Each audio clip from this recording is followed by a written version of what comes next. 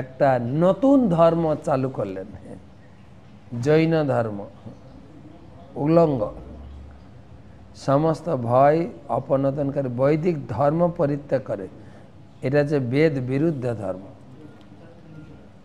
তাৎপর্য, শ্রীকৃষ্ণ যখন এই পৃথিবীতে প্রকট ছিলেন তখন পৌণ্ড্রক নামক এক ব্যক্তি নারায়ণের চতুর্ভুজ রূপের অনুকরণ করে নিজেকে পরমেশ্বর ভগবান বলে ঘোষণা করেছিলেন।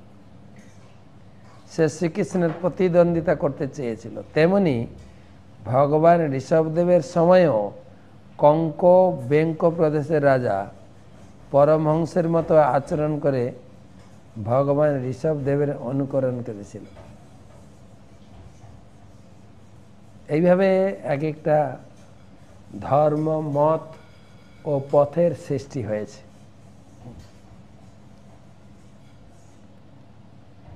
বৈদিক শাস্ত্রে বলা হয় যে এই যুগের মানুষেরা যে কোনো ব্যক্তিকে পরমেশ্বর ভগবান বলে গ্রহণ করবে এবং বেদ বিরুদ্ধ যে কোনো মতকে ধর্ম বলে গ্রহণ করবে। এই যুগের মানুষদের মন্দাসুমন্দ মতয়ে বলে বর্ণনা করা হয়েছে। সাধারণত তাদের কোনো আধ্যাত্মিক সংস্কৃতি নেই, তাই তারা অত্যন্ত অধঃপতিত। তার ফলে তারা যে কোনো মতকে ধর্ম বলে গ্রহণ করবে। তাদের দুর্ভাগ্যের ফলে তারা বৈদিক নীতি ভুলে যাবে। এই যুগের অবৈদিক মত অনুসারে তারা নিজেদের ভগবান বলে মনে করবে, সারা পৃথিবী জুড়ে নাস্তিক্যবাদ প্রচার করবে। এটা কলিযুগে চলবে। তবে প্রভুপাদ দাপর যুগে ভগবানের শ্রীকৃষ্ণের উপস্থিতির সময়েরও কথা তুলে ধরেছে,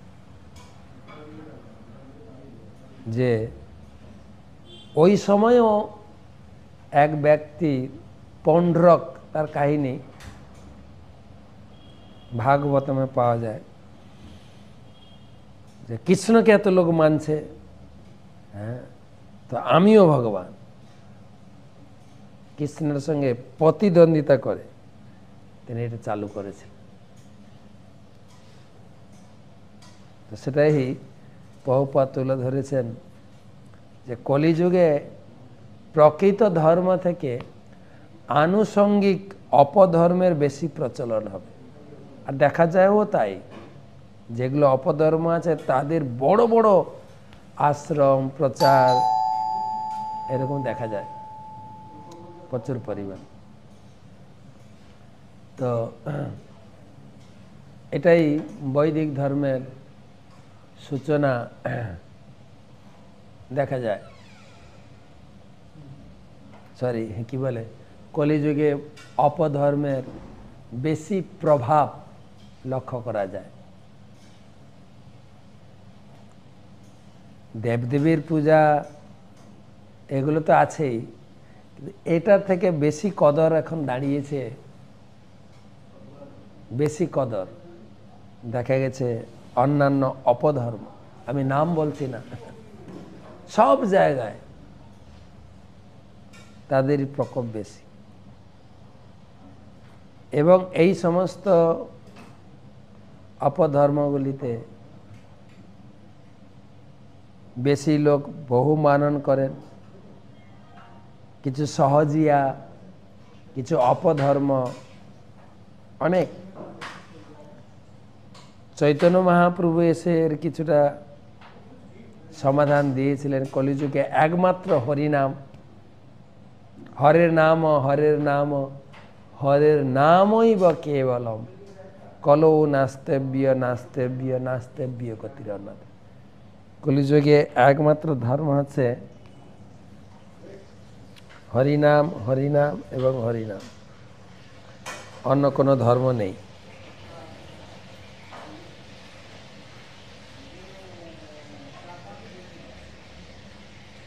কিন্তু হরিনামকে কেন্দ্র করে, হরিনামের সঙ্গে আগে পিছে জুড়ে কত মত পথ বেরিয়ে গেছে। সেজন্য ভক্তিবিনোদ ঠাকুর একদম স্ট্রেট খাট লিখলেন যে আমরা বাজারে অনেক প্রকারের হরি নাম আছে, কোন হরি নাম আমরা গ্রহণ করব? কোন হরি নাম? যেরকম বাজারে বিভিন্ন কোম্পানি থাকে না, একটা আছে কোম্পানি, ব্র্যান্ডেড কোম্পানি, আর একটা হচ্ছে লোকাল কোম্পানি।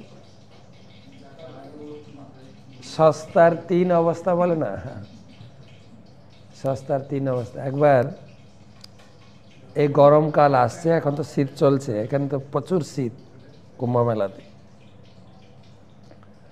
তো ট্রেনে পাখা বিক্রি হয়েছে, হাত পাখা, হাত পাখা 2 টাকা, 5 টাকা, 10 টাকা। একবার কিনলে সারা জীবন চলবে। 2 টাকা, 5 টাকা, 10 টাকা। তো একটা লোক চিন্তা করলো, যদি 2 টাকার পাখা কিনে সারা জীবন চলে, আমি 10 টাকা খরচা করব কেন? পাখাওয়ালাকে ডেকেছে, এই পাখাওয়ালা, আমাকে একটা 2 টাকার পাখা দাও, সারা জীবন চলবে তো? হ্যাঁ, কেন চলবে না? তো পাখাটা নিয়ে 2-3 বার এরকম হাওয়া করেছেন, পাখাটা খুলে খুলে খসে পড়েছে। লোকটা অবাক হয়ে গেল, বলল সারা জীবন চলবে, এই এক্ষুনি 2 বার হাওয়া করতে পাখা খুলে পড়ে গেল। পাখাওয়ালা একটু দূরে ছিল, ওটাকে যাই পাখাওয়ালা, এদিকে আসো, এদিকে আসো, এদিকে আসো। তখন বললে, এই তুমি কিরকম লোক, চিটিংবাজ? হ্যাঁ, বলে আমি কি চিটিং করলাম? না, তুমি বললে এই পাখাটা একবার কিনলে সারা জীবন চলবে, আমি তো 2-4 বার এরকম হাওয়া করতে পাখাটা খুলে গেল। হ্যাঁ, প্রতারণার জায়গা পাও না? বলছে, না মশাই, আমি প্রতারণা করিনি, এটা সস্তার জিনিস, তাই এটাকে ব্যবহার করার বিধিটাও তো আপনাকে শিখতে হবে। আপনি আপনার মতো ব্যবহার করলে কি করে? কি ভুল আছে? বলে, এটা সস্তা পাখা, পাখাটাকে এরকম ধরবেন, হাওয়া খেতে গেলে মুখটাকে এরকম নাড়বেন, দেখবেন পাখা সারা জীবন চলবে। তো কথাটা হচ্ছে সেই, মহাপ্রভুর নির্দিষ্ট হরিনাম দিয়ে গেছেন, সেই হরিনাম আপনাকে গাইতে হবে। হরে কৃষ্ণ কৃষ্ণ কৃষ্ণ হরে হরে, হরে রাম রাম রাম হরে হরে। গৌরাঙ্গ মহাপ্রভুর কোম্পানির হরিনাম করতে হবে, ওটাই হচ্ছে রিয়েল ধর্ম। আর কোন ধর্ম পথ মত নেই, কেননা মহাপ্রভু রেস্ট্রিকশন করে দিয়ে গেছেন, ইহা বই আর না বলিবা বলাইবা, হরের নাম হরের নাম হরের নাম 3 বার, হরিনাম হরিনাম হরিনাম। কে বল কলৌ নাস্তেব্য নাস্তেব্য নাস্তেব্য। আর কলিযুগে আর কোনো ধর্ম মত পথ নেই। কলিযুগে মানে এটাই বোঝানো হচ্ছে কেবল বাংলা না, বাংলা, বিহার, উড়িষ্যা, ভারত, বাংলাদেশ, সারা বিশ্বের এই ব্রহ্মাণ্ডের কলিযুগের একটাই ধর্ম, হরিনাম হরিনাম হরিনাম। তারপরে লাইনে বলা আছে, কলৌ কলিযুগে নাস্তেব্য নাস্তেব্য নাস্তেব্য, এছাড়া কোনো গতি নাই, গতি নাই, গতি নাই, বাস, সব কথা। তাই ভক্তবীন্দ্র ঠাকুর বললেন, কোম্পানির জিনিস ব্যবহার করো। যেরকম আমরা কোম্পানির জিনিস ব্যবহার, রান্না করার জন্য লক্ষ্মী মার্কা কড়াই, ঘরে ছাদ দেওয়ার জন্য ঢেউ মার্কা টিন আছে না, সুপ্রিম মার্কা চেয়ার, এক একটা কোম্পানির মার্কা। তাই কোন কোম্পানির হরিনাম করবেন? ভক্তিবিনোদ ঠাকুর বললেন, গৌর মার্কা, গৌর মার্কা করা সেই হরিনাম রসে ভরা। গৌর মার্কা করা সেই হরিনাম রসে ভরা।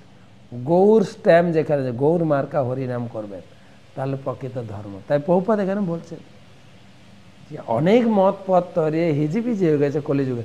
আর কলিযুগের মানুষের মেধা শক্তি বুদ্ধি খুব কম, যেটাই দেখে ওটাকেই ধর্ম বলে মনে করে। যেরকম জৈন ধর্মের সৃষ্টি হয়েছে। আসল ধর্ম পদ মত ভুলে গিয়ে লোকে বেপথে পরিচালিত হয়ে অন্ধাতময় অন্ধপগীয় মানন, ভাগবতমের সপ্তম স্কন্ধে অন্ধরা অন্ধদেরকেই রাস্তা দেখাচ্ছে, নিজেরা প্রকৃত ধর্মের আলোক পায়নি।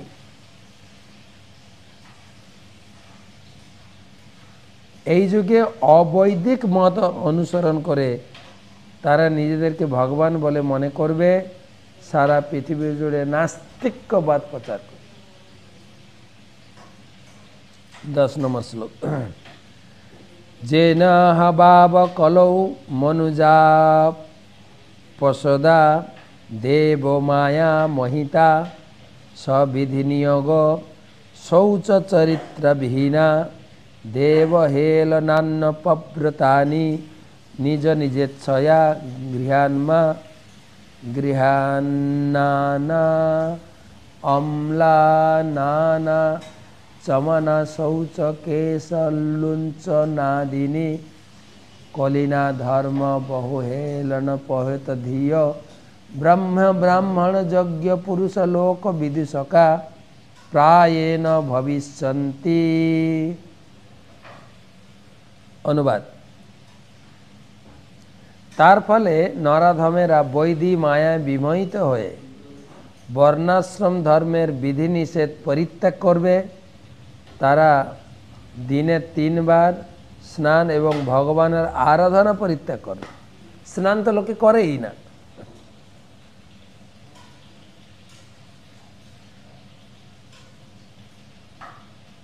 স্নান করে না লোকে এখন। তারপরে তো এখন শীতকাল চলছে। কয়েকদিন আগে একটা ইউটিউব দেখছিলাম, একটা লোক সক্স পরেছেন, মোজা পরেছেন, প্যান্ট শার্ট কোট টুপি, তারপরে ওকে তো স্নান করতে হবে। তখন পুকুরের কাছে গেছে, পুকুরটা এত ঠান্ডা, ও হাত দিয়েছে যেন শক লাগার মতো লেগে গেছে। তারপরে মগে জল তুলেছে, জল ছুঁটছে, মানে গায়ে পড়ছে না, একটু এদিকে ওদিক দিয়ে হাত বুলাচ্ছে যেন আমি স্নান করছি, দিয়ে করে চলে গেলাম।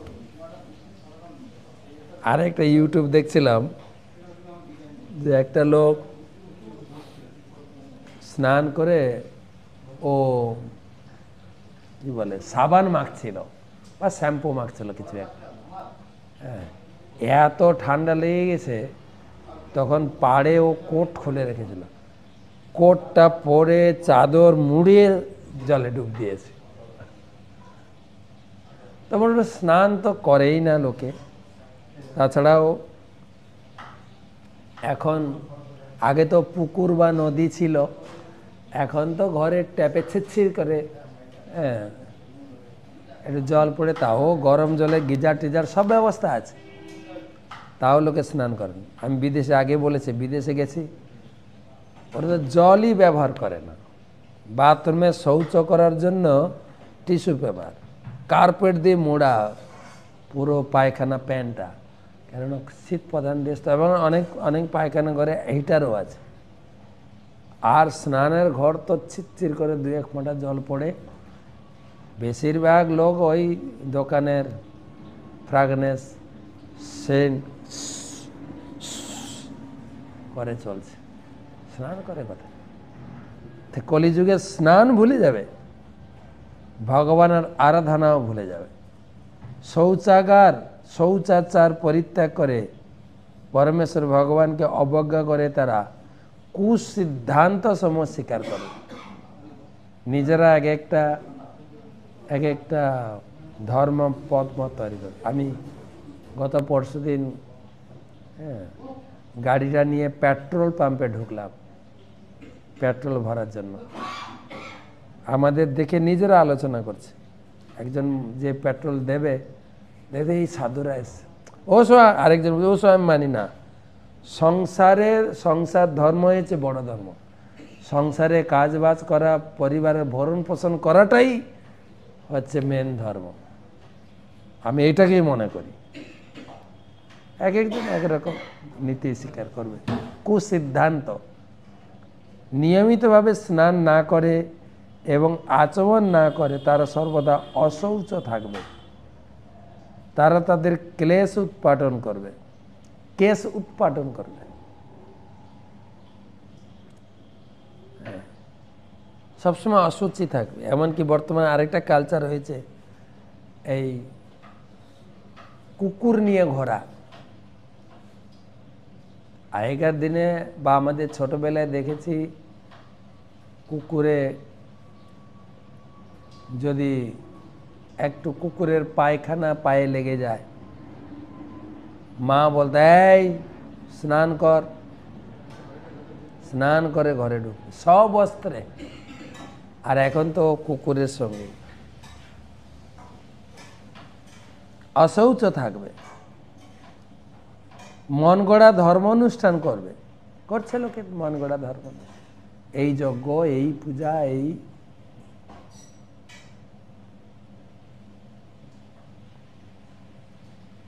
আর ওই রবীন্দ্রসঙ্গীত, এটা ওটাকে মনে করে ধর্ম চর্চা।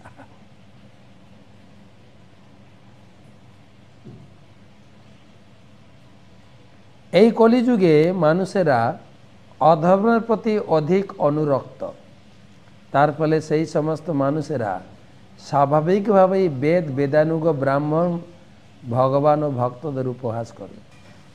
বেদের উপহাস করছে, ভগবান টগবান নেই, এই ভক্তরা সব ভণ্ড, এই করছে, উপহাস করছে।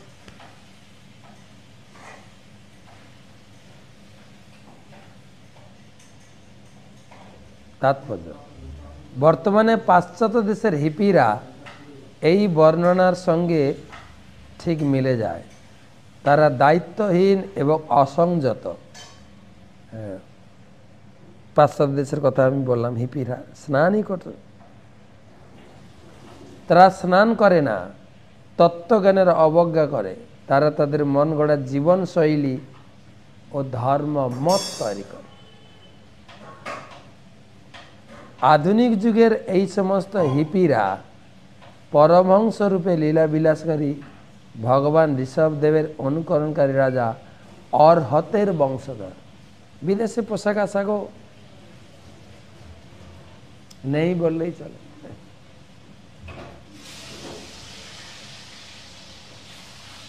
আর সেটাই আমাদের ভারতীয় কালচার না, আমাদের বর্তমান বাঙালি কালচারও সেটাকেই অনুসরণ করছে।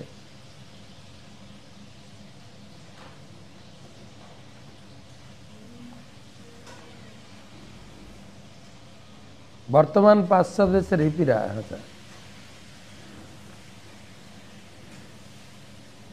রাজা অর্হত বিচার করে দেখেননি যে ভগবান ঋষভদেব যদিও উন্মাদের মতো আচরণ করেছিলেন, কিন্তু তার বিষ্ঠা ও মূত্র এতই সুগন্ধ ছিল যে তা বহু যোজন বিস্তৃত স্থানকে সুরভিত করেছিল। একটা দিক তো গ্রহণ করেছে, আর একটা দিক বিচার করে দেখো কে ছিলেন উনি।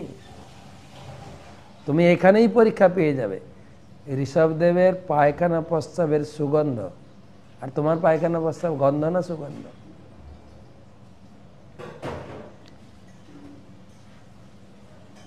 রাজা অর্হতের অনুগামীদের বলা হয় জৈন।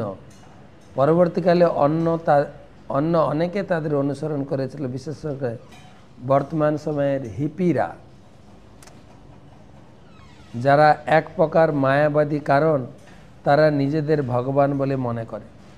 এই প্রকার মানুষেরা বেদের প্রকৃত অনুগামী আদর্শ ব্রাহ্মণদের শ্রদ্ধা করে না, এমনকি তাদের পরব্রহ্ম পরমেশ্বর ভগবানের প্রতিও কোনো শ্রদ্ধা নেই। এই কলিযুগের প্রভাবে তারা নানা প্রকার মন গড়া ধর্মমত তৈরি করে।